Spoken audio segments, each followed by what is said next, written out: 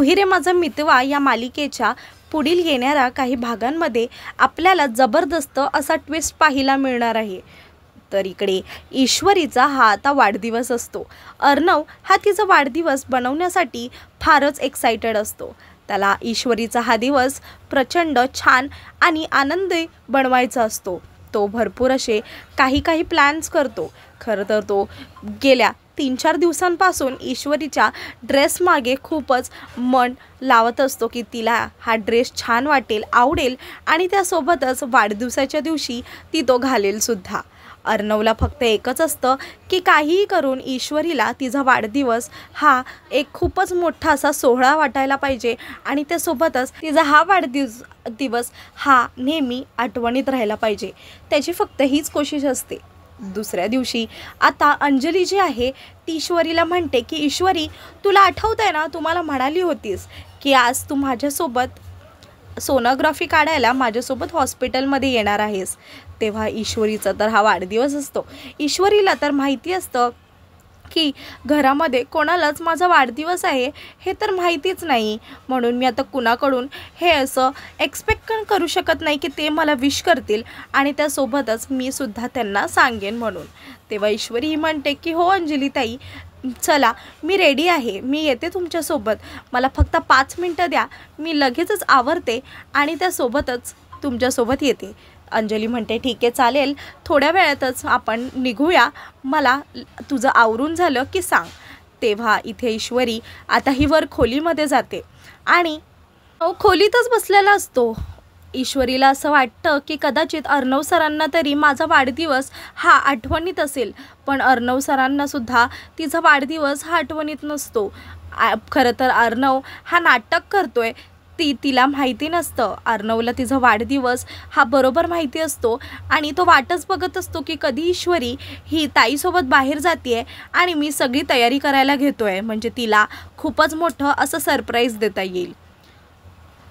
ईश्वरी पण मनात म्हणते की कोई बात नाही, कारण की अर्णव सरांना तर माझा वाढदिवस हा माहीतच नाही, राहू दे, मी जशी आता अंजली ताईसोबत जाऊन घरी परत येईल, मी त्यांच्यासाठी स्वतःहूनच खूपच छान असं सरप्राईज प्लॅन करेल आणि त्यांना आज माझ्या वाढदिवसाच्या एवढ्या चांगल्या दिवशी मी त्यांना माझ्या मनातलं जे काही आहे ते खरं सांगून टाकेल की मला त्यांच्याबद्दल काय भावना आहेत आणि मला त्यांच्याबद्दल काय वाटतं ते।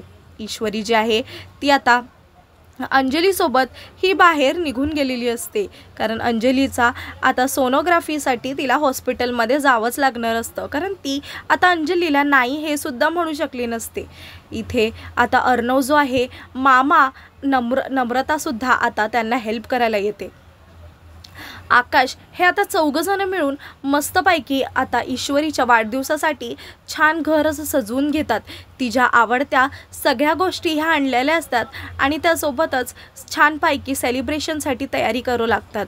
त्यांना असं वाटतं की ईश्वरी ही जशी घरी येईल तिला हे सरप्राईज हे प्रचंड आवडलंच पाहिजे, कारण तिचा हा जो दिवस आहे तो आज तिच्यासाठी खास केलाच पाहिजे। अर्णवला असं वाटतं की मिस इंदौरला काहीही जरी झालं तरीसुद्धा तिचा वाढदिवस हा नेहमी लक्षात राहिला पाहिजे। ईश्वरी आणि त्यासोबतच जी आता अंजली आहे त्या दोघीही आता बाहेर गेलेल्या असतात।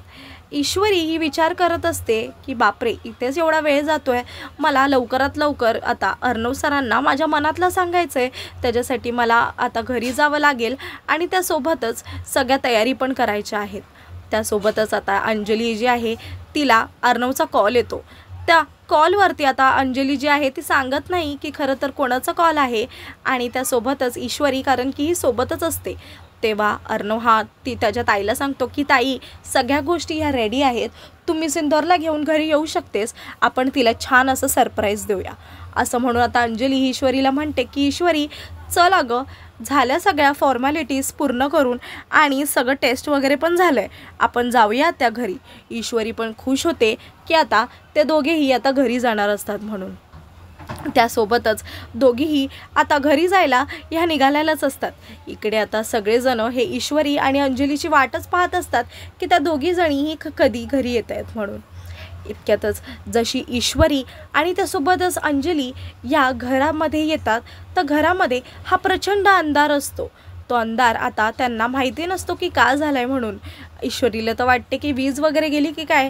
जसे ते दोघं घरामध्ये पाऊल ठेवतात तसे आता पूर्ण घर हे झगमगलेलं असतं. सगळीकडे आता मस्तपैकी ही छान इंदोरी स्टाईलची अशी डेकोरेशन केलेले असते. कारण की ईश्वरी ही सतत बोलत असते की हम इंदौर से है, म्हणूनच अर्णवनी छानपैकी असं तिच्यासाठी इंदोरी स्टाईलचं सेलिब्रेशन केलेलं असतं. सगळीकडे इंदौरचे वेगवेगळे डिशेस आणि त्यासोबतच इंदौर स्टाईल हे सगळे सेलिब्रेट करून ठेवलेली असते. ईश्वरीला तिचं जे गिफ्ट आहे ते खूप आवडतं, ते डेकोरेशन खूप आवडतं. ईश्वरीला वाटतच नाही की हे सगळं माझ्यासाठी केलं आहे म्हणून. तिला तर असं मनामध्ये वाटत असतं की मला तर असं वाटलं होतं की अर्णव सर हे माझे वाढदिवस विसरले असतील, पण ह्याच्यामध्ये त्यांनी अजिबातच काहीच केलं नाही. मला असं वाटलं की अर्णव सरांना अजिबातच लक्षात राहणार नाही.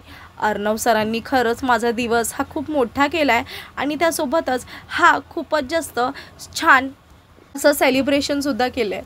मला खरंच हे सगळं खूप आवडलं आहे असं सगळं ती आता अर्णव सरांना सांगते.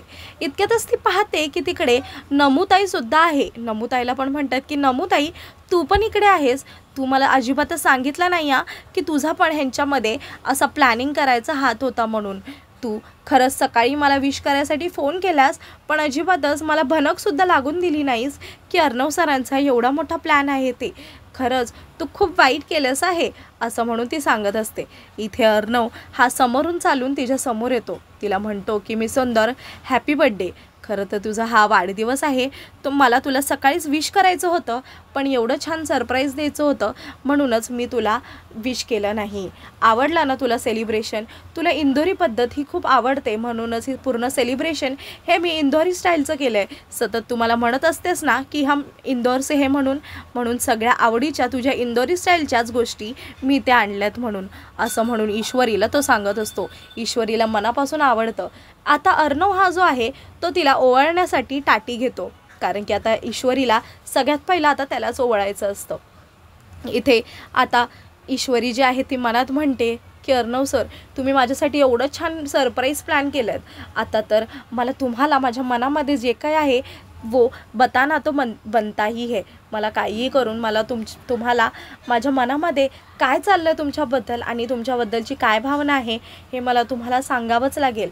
आणि आता मी पण तुम्हाला आता तुमच्याच पद्धतीने छानपैकी असं सरप्राईज देऊन सांगेल असं म्हणून ती मनामध्ये बोलत असते.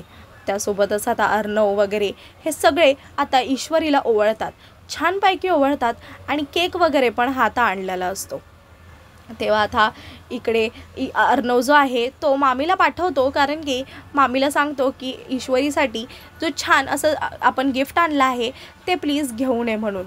आता जी मामी आहे ती आता खोलीमध्ये जाते आणि अर्णवनी आणलेलं जे ईश्वरीसाठी जे छानपैकी ड्रेस जो गेल्या काही दिवसांपासून तो बनवतोय ते ड्रेस जो आहे तो घेऊन यायचा प्रयत्न करते. तेव्हा मामी ही ठरवते की हा गिफ्ट जो आहे हे आम्ही तिच्यासाठी यादगार गिफ्ट असं बनवून ठेवते, कारण की त्याच्यामध्ये आता मामी अर्णवचे बाबा म्हणजे रमाकांत आणि ईश्वरीची आई सुप्रिया या दोघांचा एकत्र असलेला तो फोटो हा त्याच्यामध्ये टाकते. आणि तिला असं वाटतं की जशी ईश्वरी हे गिफ्ट खोलेल तसं तिला धक्का बसेल आणि त्यासोबतच तिचा हा वाढदिवस हा सगळ्यात वाईट वाढदिवस होईल आणि अर्णव पण हा तिला तिच्या आयुष्यातून दूर करून टाकेल. कारण ईश्वरी ह्या घराची मालकीन ही कधीच होऊ शकत नाही. या घरावरती राज्य करायचं असेल तर ते राज्य फक्त आणि फक्त मीच करणार असं म्हणून ती मनामध्ये विचार करत असते. त्यासोबतच तिथे आता वाढदिवसासाठी लावण्यासुद्धा ही हजर असते, राकेश पण असतो. लावण्या आता हिला आता हे सगळं आवडत नाही. अर्णव हा ईश्वरीसाठी एवढे एफर्ट्स घेतोय, एवढं काय करतोय, लावण्याला अजिबातच बघवत नाही. तेव्हा इथे लावण्या ही वल्लरी मामीला भेटायला जाते. इतक्यातच ती पाहते की वल्लरी मामी ही आता ईश्वरीसाठी तो ड्रेस घेऊन येते म्हणून. तेव्हा आता इकडे जी लावण्य आहे ती प्लॅन करते की काहीही करून हा जो ड्रेस आहे तो ईश्वरीपर्यंत पोचताच कामा नाही असं म्हणून इकडे जो ड्रेसचा बॉक्स आहे तो वल्लरी मामी बाजूला टेबलवरती ठेवते. तेव्हा लावण्य प्लॅन करते की मला हा जो ड्रेस आहे तो ईश्वरीला अजिबातच द्यायचाच नाही आहे असं म्हणून आता लावण्य जी आहे तो टेबलजवळ जाते आणि तो बॉक्स जो आहे तो बॉक्स उघडायचा प्रयत्न करते. इतक्यात जेव्हा ती बॉक्स उघडत असते तेव्हा त्याच्या आतमध्ये असलेला जो फोटो आहे तो उडून जातो आणि अचानकच लावण्याला हाक दिल्यामुळे लावण्या तो बॉक्सचं जे झाकण आहे ते परत बंद करते, कारण की तिला असं वाटतं की कुणीतरी मला बघितलं आहे की काय. पण जेव्हा ती बंद करते पण त्याच्यातला फोटो हा तर उडून गेलेला असतो. असं म्हणून आता लावण्या ही स्वतःच आता ईश्वरीसाठी जो ड्रेस आहे तो स्वतःहून घेऊन येते, तो तिला देते. अर्णव सर जो आहेत ते आता प्लॅन करतात की जशी ईश्वरी हा केक कट करेल मी ताबडतोब तिला हा जो ड्रेस आहे तो देऊन टाकेल, कारण की मिसेस इंदौर ह्या ड्रेसला पाहून खूपच जास्त हॅपी होईल असं त्याला वाटतं. इथे अर्णव हा ईश्वरीला ड्रेस देतो आणि त्यासोबतच ईश्वरी छानपैकी तो ड्रेस जो आहे तो घालून येते आणि त्यासोबतच सगळा केक वगैरे कट केले जातात. इथे आता सगळेजण एकत्र येऊन फोटोज वगैरे काढत असतात, कारण ईश्वरीचा बड्डे हा त्यांच्यासाठी यादगार झालेला असतो. वल्लरीला वाटतं की ईश्वरी जी आहे तिचा हा सुद्धा प्लॅन हा फ्लॉप करेल, पण खरंच तसंच झालेलं असतं, कारण की ईश्वरीला त्या बॉक्समध्ये फोटो सापडलेलाच नसतो. ईश्वरी ही खूप आनंदात असते आणि वल्लरी मामीचा हा सुद्धा प्लॅन हा फ्लॉप होतो. खरं तर तो फोटो कुठे गेला आहे हा आता वल्लरीला सुद्धा माहिती नसतं. इथे नम्रता जी आहे ती खूप खुश असते आणि त्यासोबतच ती घरी गेलेली असते, कारण बड्डे हा खूपच छान सेलिब्रेट झालेला असतो. आता काही कारणांमुळे ईश्वरीची आई म्हणजे सुप्रिया ही आता बड्डेला उपस्थित झालेली नसते, कारण घरी बाबा हे एकटेच असतात आणि त्यांची काळजी घ्यायला त्यांना घरीच थांबावं लागलेलं असतं. नम्रता जशी घरी जाते आई ही आता नम्रताची वाटच बघत बसलेली असते. ती आता नम्रताला विचारते की काय ग नम्मू, कसा गेला बड्डे म्हणून. तेव्हा ती म्हणते की अगं आई तुला काय सांगू, खूपच छान असा भारी वाढदिवस सेलिब्रेट झाला आहे. मी तुला फोटोज दाखवते ना, आम्ही खूपच छान छान असे ईश्वरीसोबतचे फोटोज काढलेत. असं म्हणून आता नम्रता जे आहे ती सुप्रियाला फोटो दाखवत असते. ती जेव्हा तिला फोटो दाखवत असते फोनमध्ये, तेव्हा फोनमध्ये फोटो दाखवत्या क्षणी तिला आता त्या बाईचा चेहरा दिसतो. तीच बाई म्हणजे वल्लरी मामी जिने तिच्यासोबत तिच्या पास्टमध्ये काही चुकीच्या गोष्टी केल्या आहेत. ती तिचा फोटो पाहून शॉक होऊन जाते. तिला खूपच जास्त धक्का बसतो की हा जो फोटो आहे तो त्या बाईचा आहे. तेव्हा लगेचच ती नम्रताला विचारते की नम्रता, अगं ही बाई ह्या फोटोमध्ये काय करतात आणि हे कोण आहेत. तेव्हा नम्रता ही तिला म्हणते, म्हणजेच तिच्या आईला सांगते की अगं आई अशी काय करतेस, हे आकाश सरांची आई आहेत, म्हणजेच वल्लरी मामी म्हणजेच अर्णव सरांची मामी आहेत ह्या, आणि आपल्या ईश्वरीच्या सासूबाई आहेत. तू अशी काय करतेस, तुला माहिती नाही का, ह्या त्याच आहेत ज्यांच्याशी तू फोनवर बोलली होतीस आणि त्यांची विचारपूस करायला पण तू त्यांच्या घरी गेली होतीस. असं म्हणून ती तिला सांगते. तेव्हा खरं तर आता सुप्रियाला प्रचंड धक्का बसतो. तिला कळून जातं की बापरे, ही बाई जिने आता रमाकांत राजशिर्के आणि माझे बदनामी केली होती, हीच बाई आता माझ्या ईश्वरीची सासू आहे आणि त्यासोबतच माझ्या जावाईची मामी आहे. खरंच तिला ही गोष्ट ऐकून खूपच जास्त धक्का बसतो. तिला कळत नाही की आता काय करायचं आणि काय नाही ते. तिला असं होतं की काहीही करून मला ही जी गोष्ट आहे ती ईश्वरीला सांगायलाच पाहिजे. म्हणूनच ती ठरवते की आता ईश्वरीला फोन करून सगळ्या गोष्टी ह्या सांगायच्या म्हणून. तिला ह्या गोष्टीचा धक्का बसतो की म्हणूनच आमच्या दोघींची इतक्या दिवस भेट होत नव्हती. कदाचित त्या बाईला माहिती असावं की मीच ईश्वरीची आई आहे म्हणूनच ती माझ्यासोबत बोलायला टाळत होती. म्हणूनच तिला माझ्यासोबत काही गोष्टी ह्या बोलायच्या नव्हत्या असं म्हणून ती बोलत असते. इथे आता ते ठरवते की काही करून मला आता ईश्वरीला हे जे सत्य आहे ते सांगावं लागेल. म्हणून आता ती ठरवते की काही करून मला ईश्वरीला ताबडतोब कॉल करून सगळं सांगायचं आहे. तेव्हा ती आता ईश्वरीला फोन लावत असते, पण ईश्वरी जी आहे ती आता अर्णव सरांसोबत बोलण्यामध्ये बिझी असते आणि चुकून तिचा फोन जो आहे तो सायलेंटवर राहिलेला असतो. आता तिला तिच्या आईचा कॉल येतोय हे आता माहिती नसतं, म्हणूनच ती फोन हा रिसीव करत नसते. तिची आई जी आहे ती तिला कॉल करत असते, पण ईश्वरी ही फोन उचलत नाही, म्हणून ती टेन्शनमध्ये येते. आता ईश्वरी ही जी तिच्या आईचा फोन उचलणार की नाही आणि त्यांचं बोलणं हे होणार की नाही हे आपल्याला पुढील काही भागांमध्ये नक्कीच पाहायला भेटणार आहे. म्हणूनच पुढचे काही भाग पाहण्यासाठी आपल्या चॅनलशी नक्कीच कनेक्टेड राहा आणि नवीन नवीन अपडेट्स हे तुम्हाला येतच राहतील. म्हणूनच आपल्या चॅनलला सबस्क्राईब करा आणि व्हिडिओला लाईक करा.